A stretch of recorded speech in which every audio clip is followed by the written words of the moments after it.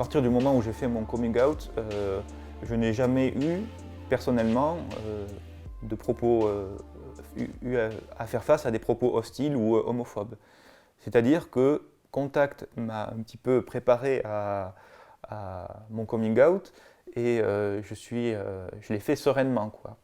Je l'ai fait en ayant déconstruit un certain nombre de préjugés que moi j'avais avant, parce que j'avais, de par mon éducation et de par la culture ambiante dans laquelle on vit aujourd'hui, accumulé un certain nombre de préjugés homophobes. Juste comme j'ai déjà évoqué, lors des médias, on entend qu'il y a eu quelqu'un qui a été tabassé dans les environs. On dit, oh, c'est quand même pas loin de chez soi. Il faut peut-être rester vigilant sur ce qu'on fait et ne pas trop montrer qu'on est homosexuel. Bah, depuis que j'ai fait mon coming out, jamais. J'ai jamais ressenti depuis que j'ai fait mon coming out, j'ai jamais ressenti de réaction homophobe. Ce que je disais tout à l'heure, j'ai toujours eu des très bons comportements. Par contre, ce qui m'a poussé à le faire aussi tard, c'est justement tout ce contexte un peu homophobe. En grandissant dans un village, c'est dur. On m'a toujours dit que j'étais lesbienne depuis que je suis petite, quoi. Depuis que je suis gamine. Pour moi, ça a toujours été la pire des insultes parce que on m'a toujours montré du doigt négativement en me disant que je suis comme ça ou que je serai comme ça un jour. Donc c'était ma hantise de devenir comme ça. Et c'est pour ça que je l'ai repoussé aussi tard, quoi. Jusqu'à ce que je puisse plus le pousser parce que mes sentiments ont pris le dessus, quoi. Et en allant dans le Lot, eh ben, y avait quand même ce côté où il y a eu toujours un... Enfin, moi, j'ai toujours senti pas un rejet, mais un écart avec les autres. Déjà, depuis que j'étais en maternelle, il y avait du racisme. Donc, j'ai jamais eu l'impression d'être comprise dans tout le monde. Et là, c'est sûr que pour la plupart, l'orientation sexuelle joue aussi. Quand j'étais plus jeune, donc j'avais 20 ans, je me suis toujours dit, j'habite jamais au bon endroit. C'est pas là comme je souffrais énormément, je me disais non mais c'est pas là que je vais pouvoir m'en sortir. Ah non, c'est pas là, c'est pas là, c'est pas là, c'est pas là. En fait, c'est pas une question de lieu. Ça, j'en suis convaincu. Hein. C'est comme quand on n'est pas bien, et on veut faire le tour du monde, quoi. Ça m'est arrivé aussi. Maintenant, je pense qu'on peut vivre son homosexualité au fin fond du Tarn-et-Garonne, hein, bien sûr. Et je connais beaucoup de couples qui vivent ensemble dans les collines, vers Piquecos, au nord de Cos, vraiment, à la française. Voilà, je pense que... Ben moi, je le vois comme quelque chose qui, ça y est, on a passé un cap, quoi. Après, ce qui est difficile, c'est s'assumer homosexuel. Donc moi, là, vous vous adressez à quelqu'un tout est réglé, quoi. Enfin, ça n'a pas été facile, comme tout le monde. Hein. C'est jamais facile s'assumer homosexuel, quoi. Et alors, moi, ça a été très, très, très difficile, quoi. Vraiment. Et ça n'a plus que débouché sur c'est vous m'aimez comme ça ou sinon voyez, donc soyez vous-même. Et alors, c'est sûr qu'un enfant qui vivrait, un adolescent qui est dans le Tarn-et-Garonne, qui souffre de représentativité de l'homosexualité, parce que s'il n'y a pas de référence, effectivement, on ne peut pas s'identifier, etc. Mais c'est vrai que maintenant, avec l'arrivée d'Internet, etc., je pense que, avec les réseaux sociaux, je pense que c'est quelque chose maintenant, ça fait regarder de l'avant, quoi. Enfin, c'est vraiment. Est-ce qu'il y a besoin d'un barguet à Montauban pour que les adolescents puissent y aller et s'assumer homosexuels? Ça peut être sympa, enfin, j'ai rien contre, très bien, mais est-ce que c'est vraiment... J'aurais été plus touché par, je pense, par les amis, parce que je savais que la famille, de toute façon, voilà, avec le vécu et les liens qu'on a, je savais que quoi qu'il en soit, il n'y aurait pas de problème particulier. Alors, vivre son homosexualité en milieu rural, je pense qu'actuellement il y a quand même beaucoup d'évolution et que les gens sont beaucoup plus ouverts qu'à l'époque, que ce soit rural ou après, la ville, je ne sais pas trop.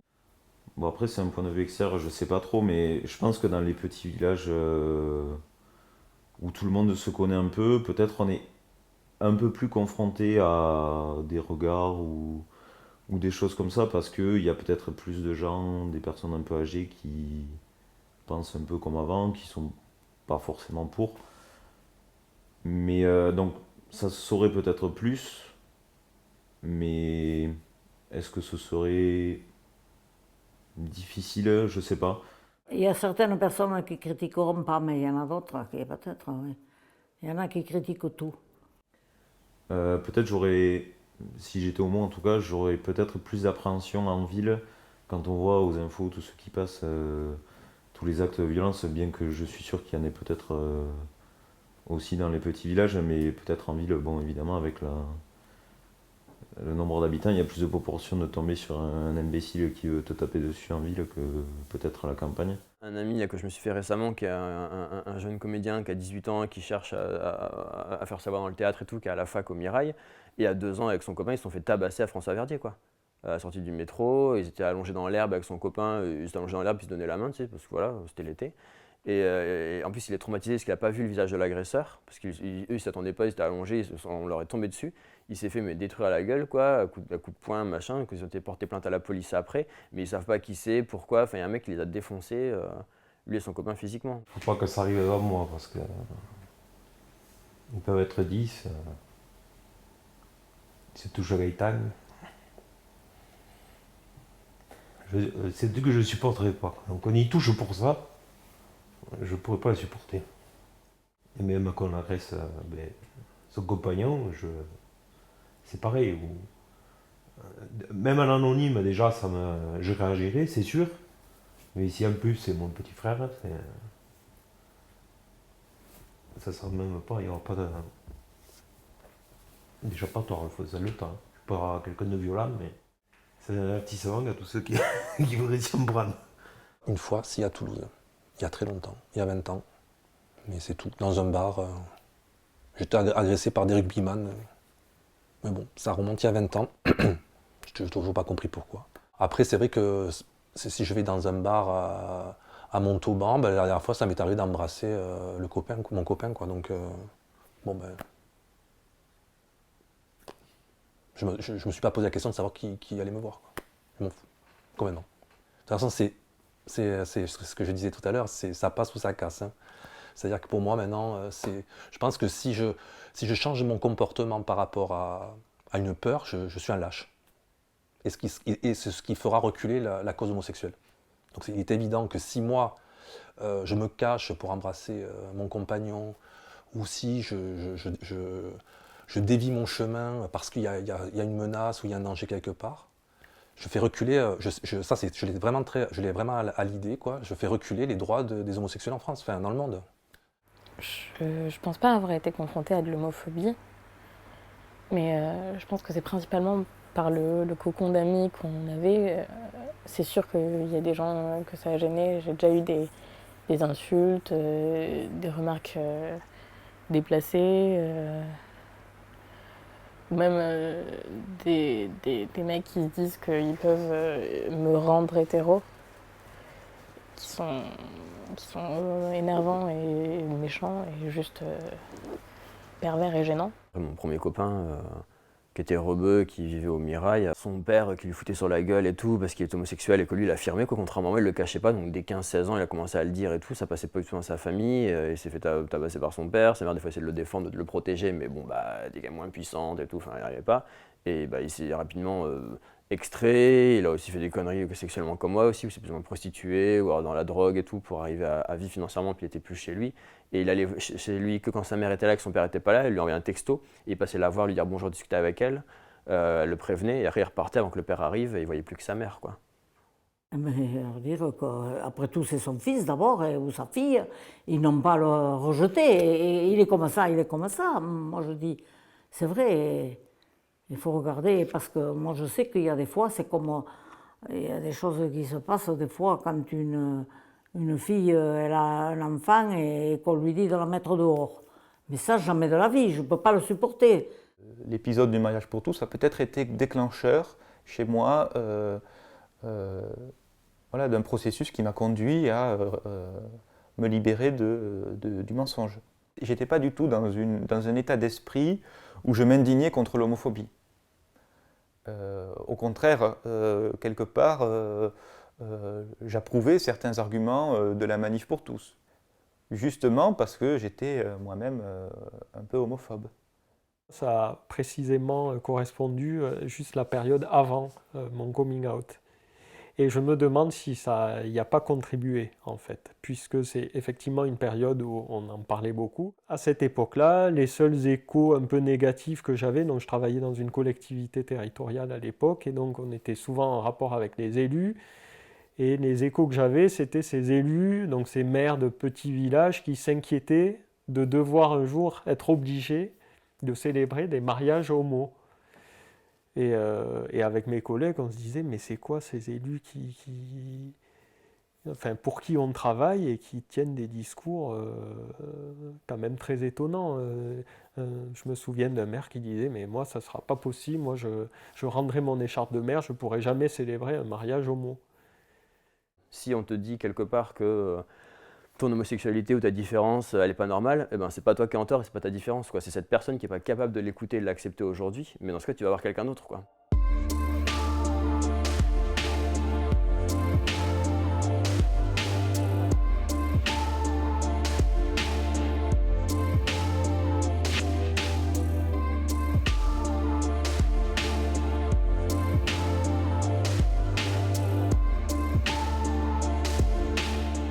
C'est Vincent qui nous en a parlé.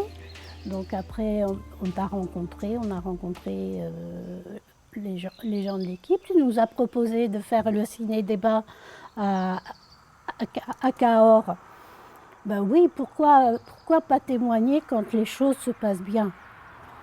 On entend toujours des témoignages quand malheureusement les jeunes sont exclus de leur famille, ou pourquoi ne pas le dire quand ça va bien aussi? C'est important de donner une vue optimiste. Et le ciné-débat, j'ai trouvé ça difficile au début parce que j'aime pas parler en public. Et en fait, les gens, on sentait qu'ils avaient vraiment envie d'avoir des réponses à leurs questions. Participer avec des étudiants ou des collégiens et leur donner le point de vue d'une maman, oui, c'est important. Qu'ils se rendent compte que le dialogue, c'est la base. Hein. C'est important que les jeunes sachent qu'ils ont le droit de vivre leur vie comme ils ont envie de la vivre, pas comme les parents veulent qu'ils l'aient.